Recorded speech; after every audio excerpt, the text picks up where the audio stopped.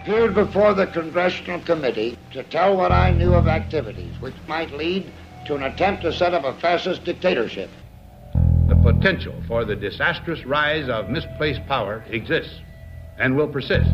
The very word secrecy is repugnant in a free and open society, and we are, as a people, inherently and historically opposed to secret societies, to secret oaths, and to secret proceedings.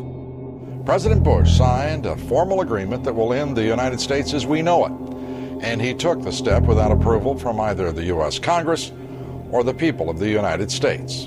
The secret organizations of the world power elite are no longer secret. It's known as the Bilderberg Group. Could their objective be world domination? I'm Jim Tucker. I've chased Bilderberg for 30 years. I'll never give up the chase. Bilderberg plan for the whole world is nothing less than world government. I'm not comfortable with that at all. Who elected these guys to run the planet? They are the elitists. They feel they should run the world for their own selfish interests. Now we can see a new world coming into view. A world in which there is the very real prospect of a new world order.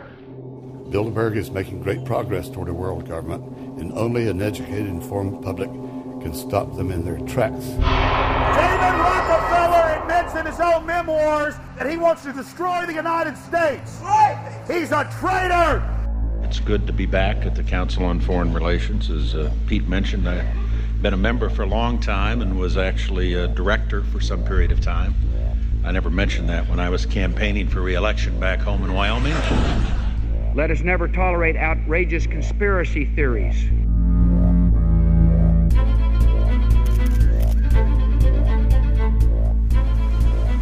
I need you to move off the property, please. Some shots were fired.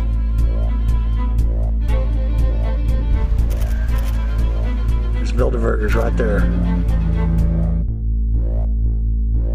The Trans-Texas Corridor is a vital part because we stop it here in Texas. We stop the New World Order right here in Texas.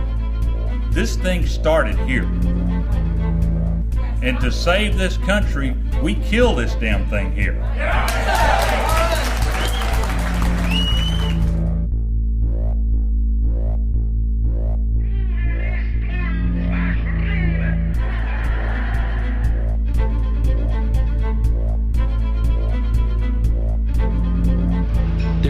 A chance for the President of the United States to carry out a phrase his father used, and that is a New World Order.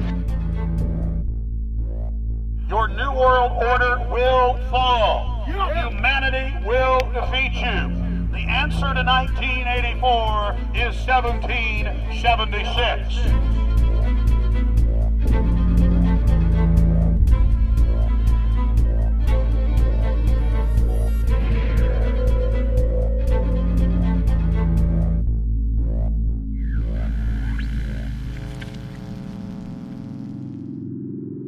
In the near future, Earth is dominated by a powerful world government.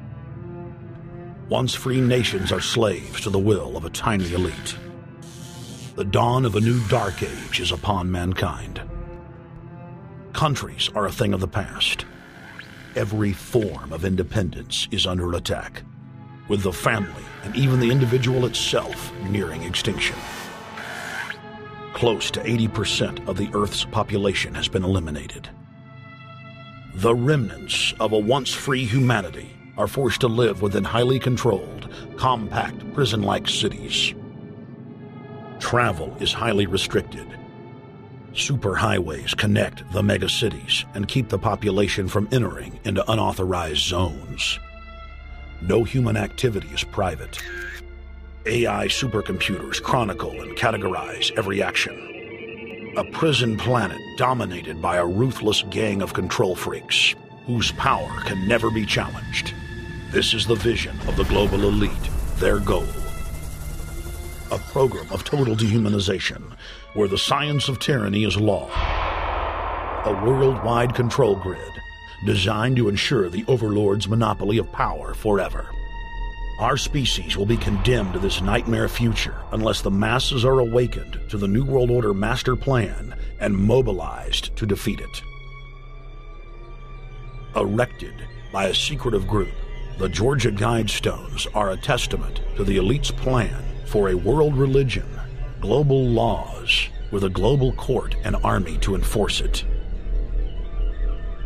And set in stone, it is written that the population never rise above 500 million.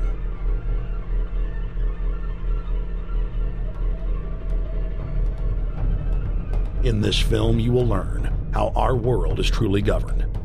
You will see how highly secretive roundtable groups interlock to form a global intelligence network.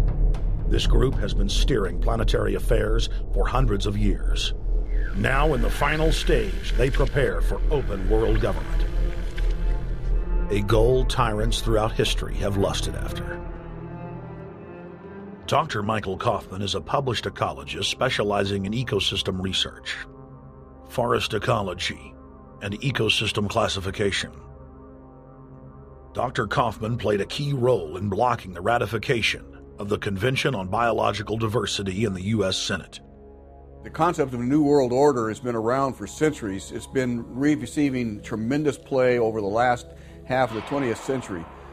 George Bush, the first senior president, George Bush, used it a lot in his speeches and really implies that he really wants to see a order in which we have a universal or a global type of governance in which every human being on planet Earth is ultimately responsible to policies that are being formulated at the international level.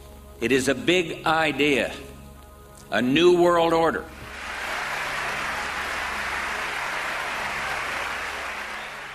President Bush said that the New World Order was in tune, and that's what they were working for. The UN is part of that government. They're working right now very significantly for a North American Union. That's why there's a lot of people in Washington that don't care too much about our borders. They have a philosophical belief that national sovereignty is not important. It's also the reason I have made very strong suggestion that we need not be in the United Nations for our national security. It's really always the same. You go back throughout all of history, the Roman Empire, the Soviet Union, Hitler during the Nazism was always saying that it's going to create the utopia for the average person, when in fact, history always shows that it does exactly the opposite. Conquest and empire is as old as civilization. Babylon, Egypt, and Greece. They all built empires in an attempt to rule the world. The Roman system at its peak dominated the known world. Complex governmental systems were developed to control diverse populations. During the period between the 15th and 19th century, new empires emerged and again waged war for supremacy. The nobility, as well as the thriving merchant class, were financed by a handful of private banks. Many of the great money houses would hedge their bets and finance both sides of a war. Sophisticated intelligence-gathering networks gave the financiers a clear edge over the governments they were slowly gaining control of. On the 18th of June, 1815, agents of the British arm of the Rothschild family looked on as Emperor Napoleon Bonaparte fought desperately to save his army from the jaws of a British-Prussian pincer attack.